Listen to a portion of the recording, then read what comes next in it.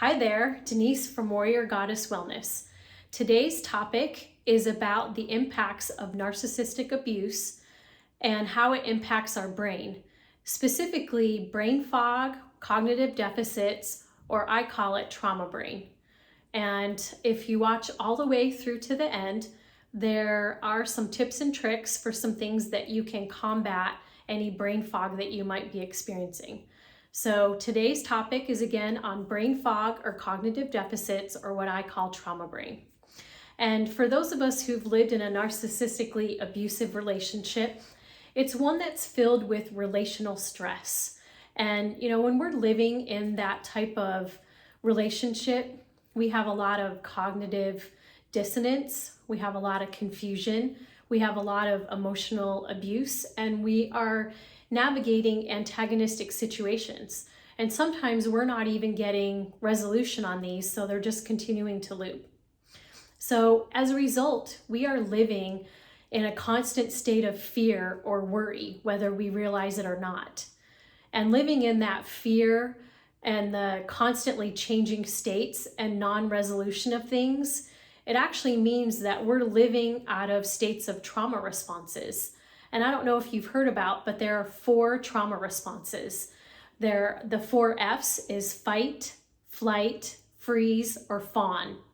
And sometimes, when we're in a relationship, and we're trying to get things resolved, we might fight. We might want to engage and be a little aggressive and try to get things resolved. So we're kind of, using that trauma response of fight.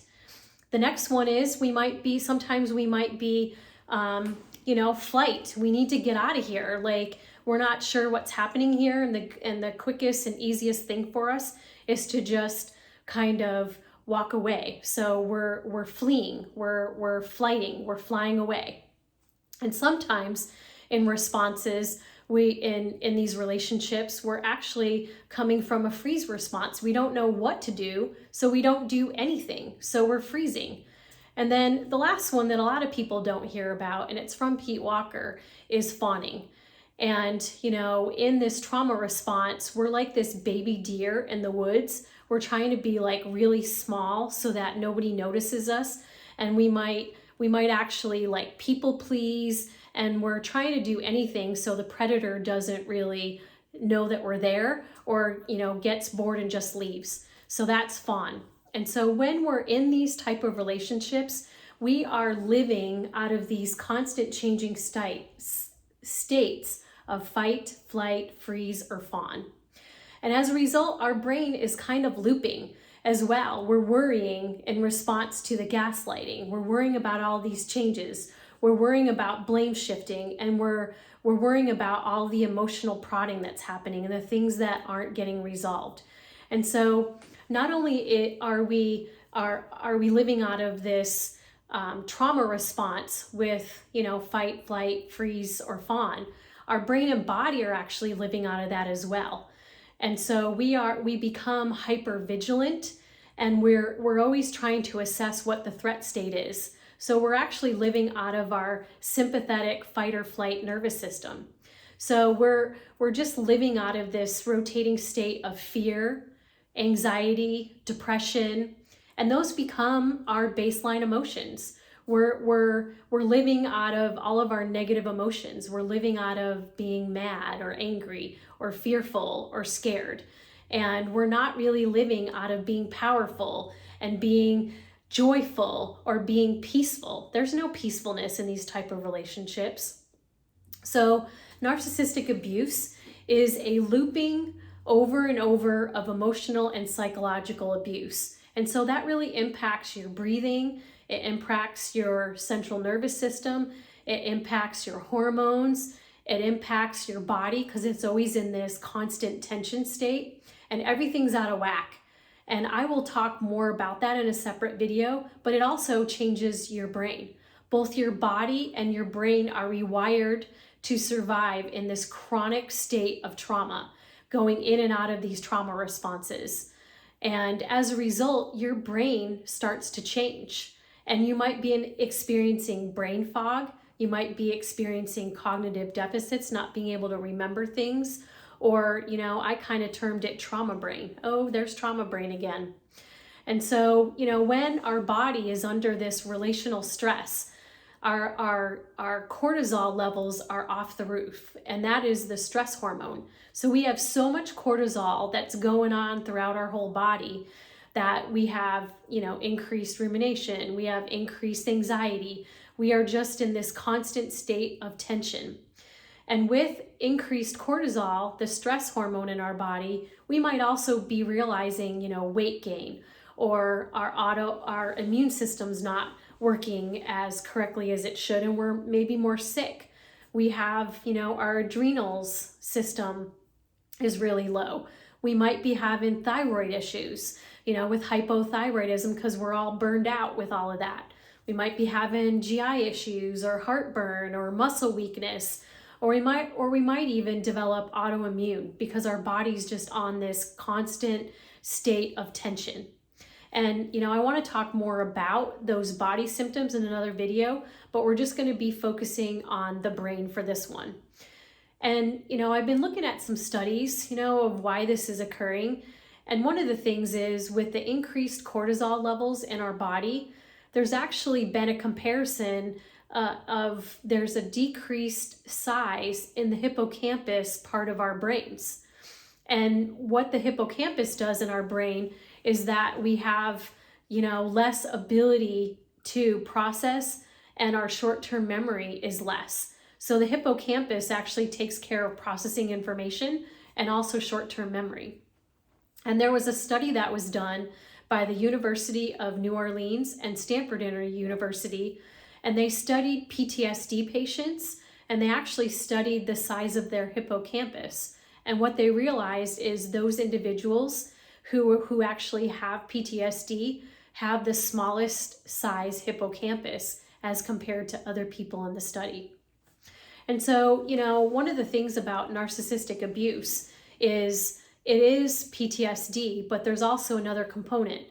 With some PTSD, it is like one event, and people are getting into healing for all of that. But for some of us in narcissistic abuse, it's actually PTSD plus. We're having to relive things over and over and over again. So we just have more tension, more trauma, more things to peel back in healing.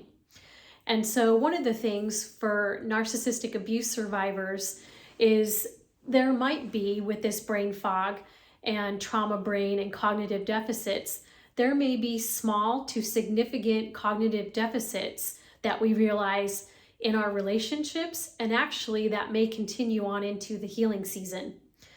And so I know this is a video that I've been reluctant to make because this has actually really happened to me. And I used to be a very sharp individual. I could do a lot of things all at once and manage a lot of information, and I just can't do that anymore. And, in my healing season, I know I lost my wallet like 6 times in like 3 weeks. And, thank God that there were people that turned that wallet in, but, and they're nice people, thank God. But I've talked to so many survivors about this whole phenomenon. And I've even talked to a woman recently who has a business with her ex, and, they have, it's a construction company. And so they have all these filing and taxes and everything else. And, she was looking for this one piece of paper and she never did find it. And, they spent hours and hours and hours looking for this piece of paper. And she said she's gone back into her files, and like the files don't make any sense during this whole season, the divorce season and in her healing season. So she had to bring somebody in to kind of go back through all the files and refile everything. But this is a reality. And if this is something you're experiencing, I just want to say, I see you and I have much compassion for you. And, this can start playing out, while you're in the narcissistically abusive relationship, and it can even play out even longer into the healing season. And, I'm hoping that there can be some great wins to getting back to the old Denise in some of my brain functioning. But for right now, I can tell you, I'm limping along a little bit on some of this stuff. But brain fog, cognitive deficits, and trauma brain, They are a reality for any narcissistically abusive relationship and for any narcissistically abused survivor.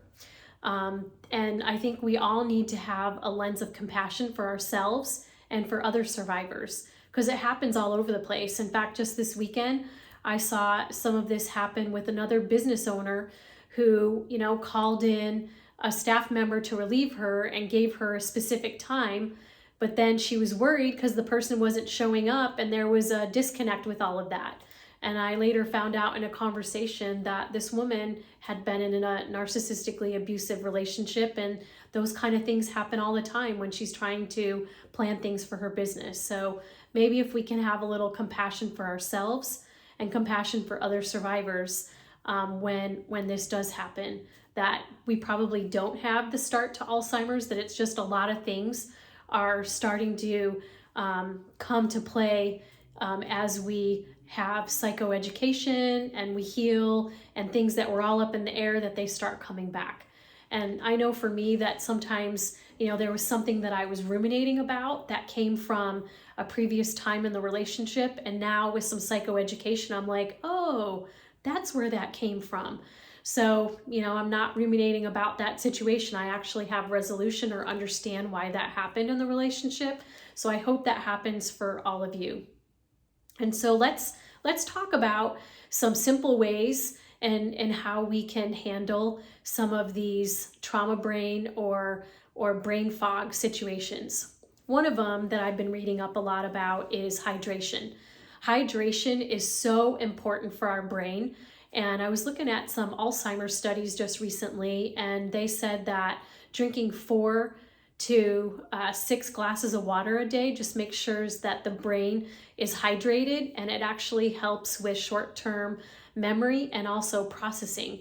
So it actually speeds it up. So I guess rule of thumb is make sure you're drinking your glasses of water every day. So hydration is really good for brain fog. Another thing that's really important is nutrition. Making sure that we're getting the sufficient quantities of protein, fats, and carbohydrates. So nutrition, if we're eating the right stuff, then we're going to be thinking better and helping our brain function a little bit better. So we're talking hydration and then nutrition.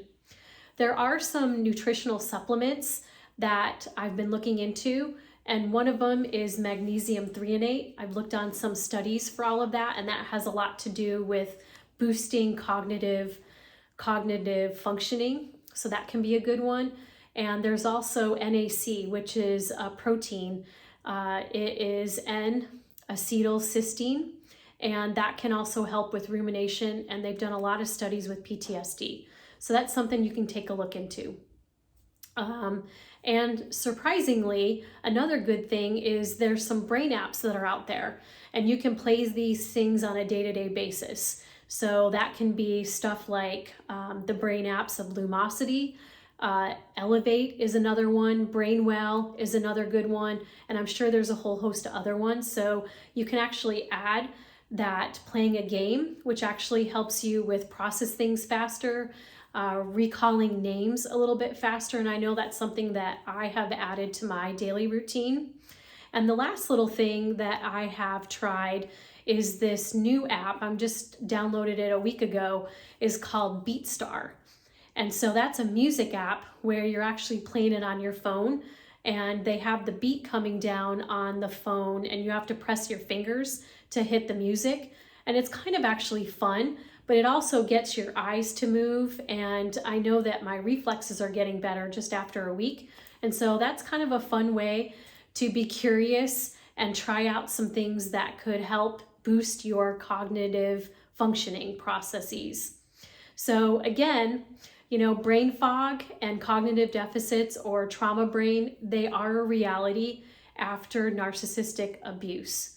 And, again, we're all navigating this through. If there's something else that you're doing that has been a benefit to you, please drop those in the comments.